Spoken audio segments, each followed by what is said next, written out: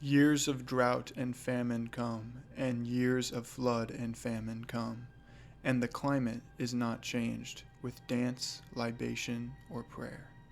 These words of the old explorer were met with boos. He was being pushed out of the public discourse after a life of scientific work and civil service. Only a few years ago, he had been one of the most powerful members of the U.S. government, despite being unelected. John Wesley Powell had a radical vision of what the western U.S. could and must become. He grew up farming in the frontier towns of the Midwest. He educated himself with books, although they were tough to come by where he resided. Upon the outbreak of the Civil War, Powell enlisted in the Union Army. During the war, he had had his arm amputated and still went on to fight in several more battles. He commanded the artillery. It is in this position where he must have recognized the strategic importance of topography. Powell was a scientist at heart, and after the war ended, he asked President Ulysses S. Grant, who he served under in the war, to grant him with the supplies necessary to illuminate the mysterious western half of the continent.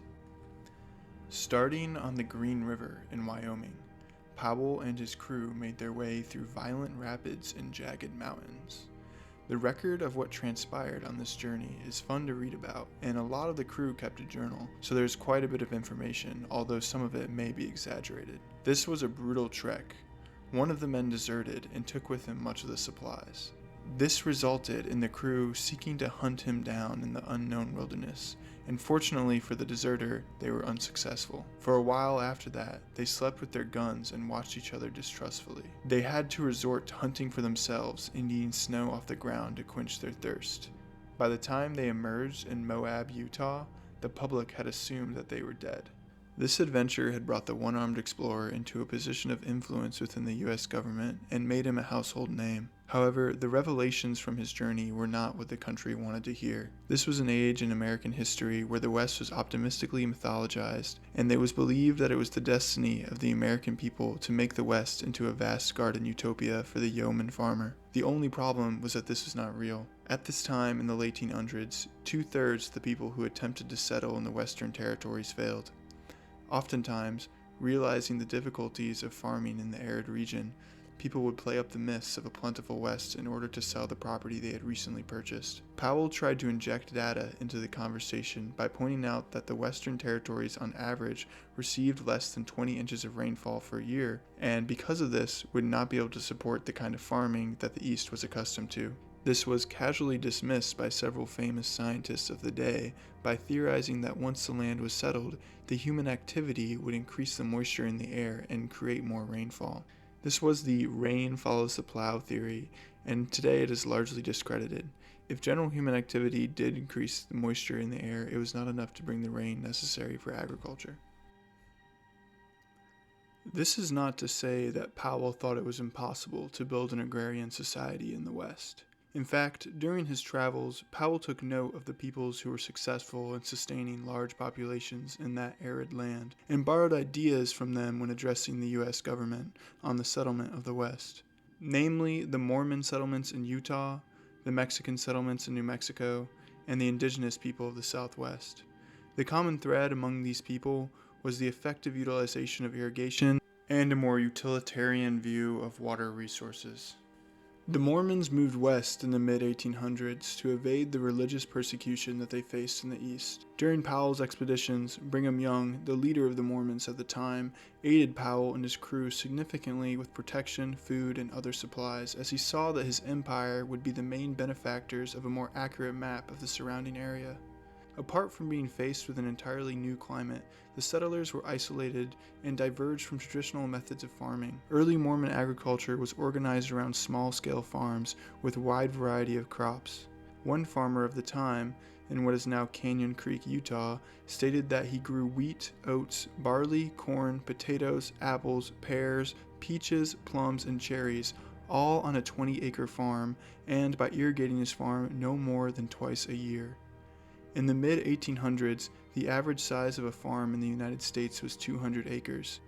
The Mormons achieved this through harnessing the snow melt of mountains to irrigate their farmland, and these projects were often organized on a local level, ensuring that all farmers of the community had access to the water. Something that is often overlooked in American history is that Brigham Young was a strong proponent of what we would now call worker co-ops. Young attempted to build an economic system that he called the United Order of Enoch, whose goals were to achieve income equality, eliminate poverty, and increase group self-sufficiency. Under the UOE, all producers would pool the fruits of their labor together and divide the net profit among all who contributed. The settlers pioneered distributing water on a basis of prior appropriations, guaranteeing a fixed amount of water to those who owned the water rights, favoring seniority in times of drought.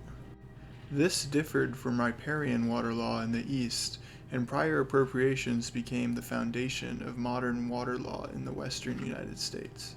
It worked well for these small pioneering communities, but ran into problems on a large population/interstate scale. The Spanish/Mexican settlers in what is now New Mexico imported many ideas about how water should be organized from Spain, another arid part of the world. Spanish water law was an amalgamation of Roman and Islamic water law and stressed that it was necessary for a centralized authority to distribute water resources. A common feature of these settlements was the construction of acequias. Acequias are water conduits, often running through the center of cities or villages that are considered public property and are actually still recognized today by the state government of New Mexico as belonging to the people. In rural areas, a water sheriff was often elected to maintain the acequias and ensure that the community water supply was not being abused through overuse or pollution. Powell was very interested in the cultures and languages of the indigenous peoples of the Southwest. He spent weeks living with various tribes and specifically compiled the language of the Utes in southern Utah. Some of the ideas he wrote about regarding Native American civilization were racist and a part of the mainstream zeitgeist at the time. However, the truth is that 1,000 years before Powell ventured west, there were groups of indigenous people that built large urban societies in the heart of the desert.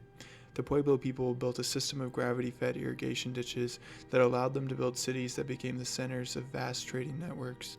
The Hohokam people of southern Arizona are thought to have the largest irrigation networks in pre-Columbian North America. Interestingly enough, archaeological evidence points to a loss in integrity of their irrigation systems as the reason for the collapse of their civilization. We don't know much about how these cultures organized their water resources, whether it was democratic or on the orders of some authority, but we do know that it was incredibly well planned and that their civilizations were engineered to harvest water. John Wesley Powell came to believe that in order for Western settlement to be successful, the United States would have to abandon the traditional agricultural practices of the East.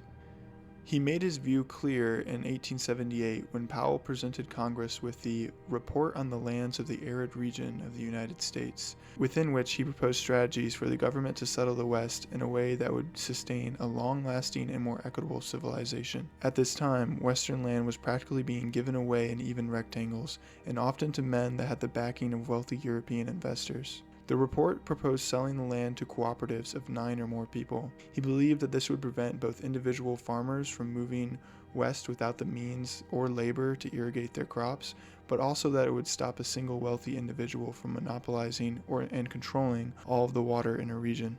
Powell wanted the land to be classified as either land fit for agriculture, pasturage, timber, or mining, etc. He even went so far to present Congress with a map of how he thought the state's borders should be divided to prevent conflicts over water. In this map, the boundaries are along each region's watershed, so that all the rainfall within a state will flow to a single point in that state where it can be utilized.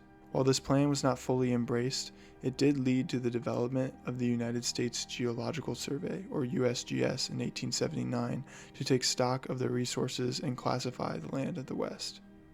The newly formed USGS went to work meticulously mapping the West, and under Powell, who became its director in 1881, it rose to be the largest government-funded scientific institution in the world, to the pride of some and to the dismay of many wary of government spending. Things started to get really controversial when the USGS realized that speculators were following their scientists and buying up all the land that was being deemed valuable.